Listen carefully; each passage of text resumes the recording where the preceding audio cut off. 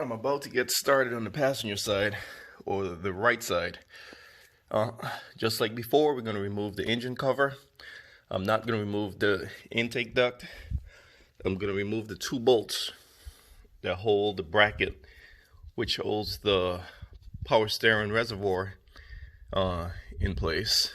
Just to lean that out of the way, give me more room. I'm going to, there's a 10mm right there. See it? That holds this big harness. So I can move that out of the way. Looking. Just anything that needs to be moved out of the way. I can see a bracket back there. Yeah, that's the other O2 sensor. There's a bracket holding the clip in place. Get that out of the way. I'm gonna get this out of the way. That right there. That needs to get out of the way. And start pulling some bolts. Oh, this one's not like the other side. This seat right here, it's gonna be easy to clean. The other side, the lip was butted right up against the valve cover. This side it doesn't, but you can see where it's leaking right there. See how it's wet? Right there. Alright, so then of course gotta pull the 4 10mm, one for each coil. Unclip them, of course. Number is 2468, and get them out there. So let's get started. I keep forgetting to tell you up front, disconnect the negative battery terminal. Okay, because you're going to be dealing with unplugging wires and sensors. Just go ahead and disconnect the negative battery terminal. All right, all the clips and stuff for the harness, they're pulled out. This is loose. Remove the holes for the PCV. It goes from here to here. Remove the vent, that right there. You got two of them, one for each side, just like with the PCV. These don't have any clamps on them, they just pull off easily. The PCV is another story because the holes, because of the hot oil, is hard. All the coils are unclipped. There is, straight down there, there's a grounding bolt. I'm trying to see if I can get it on camera to show you. If you move that bolt, you'll give yourself so much more slack in the harness. Let me see if I can zoom in here.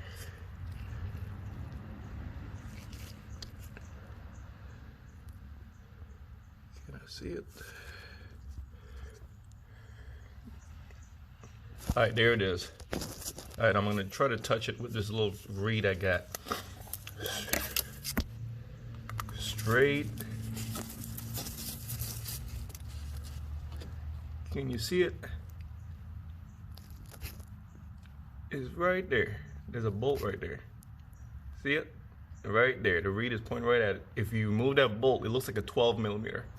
You put it's on the side of the head. You pull that bolt out, and make sure you put back. See that skinny black wire goes to it, and right here, I'm touching it. That goes to it. It's a grounding bolt. But once you pull that bolt out, this entire harness should be able to flip over on top of the intake to give you more room. Okay, I took out the 14mm grounding bolt. This is the ring. It's on the side of the motor. Once you do that, you see that harness right there? It's disconnected. You got to disconnect it because the skinny wire, that little skinny black wire, the harness, that's for your O2 sensor. It holds the wire down, so you got to unclip that to get that black wire to slide, to give you the slack you need. And once you get the slack, see, the injector harness is up and out of the way. All right, so everything that was on the valve cover, clipped or bolted to it, ignition coils are out, are off. So now the only thing holding it on are the 12 bolts. I'm about to clean this off a bit. I should have done that when I did the driver's side. I already cleaned right here. I'm gonna clean the top as best as I can. Start pulling out the 12 10mm bolts, and just give the valve cover a slight tap with my rubber mallet and pop it off. All right, the right side or passenger side valve cover is off. Clean up the maintenance surface, and just like the driver's side, make sure you clean out all the silicone that was in here and in here. I hit that with my brass brush. Just make sure any little fine grime or grit that might have fallen in here, clean it out really good. I tied up the harness right there to give me some more rooms. That's when I'm putting it back in, so I don't get the gasket stuck on anything. All right, so just a quick cleanup, quick brush, and stick the valve cover back on with the new gasket.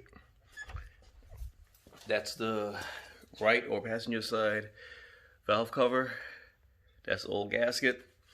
And also, a quick tip, these seals where the valve cover slides over the spark plug tubes, I don't think they're serviceable. So you would have to replace the entire valve cover if one was leaking, or if you just want to go the extra mile, do that extra step. If you're going to replace the valve cover gaskets, if you can afford to, just throw on a brand new set of valve covers. My suggestion, get the ones from Nissan if you can. All right, let's continue on. There's a dab of silicone that I was talking about, there and down there, right in the corners. You do that on both sides. Yeah, tying that thing up was the right move. The valve cover and moving this, unbolting this, pulling this forward. You can even tie this forward if you want. The valve cover just slid on in, the gasket didn't fall out. And right there you can see where the silicone is. That's where you need that silicone for that nice seal, because it's almost like a 90-degree where it meets and comes up. A regular rubber gasket won't seal properly, so you just want to get on some silicone in there. Plus that's what the instructions call for too. All right, time to get the 10mm bolts in, all 12 of them, and then we're going to torque them down.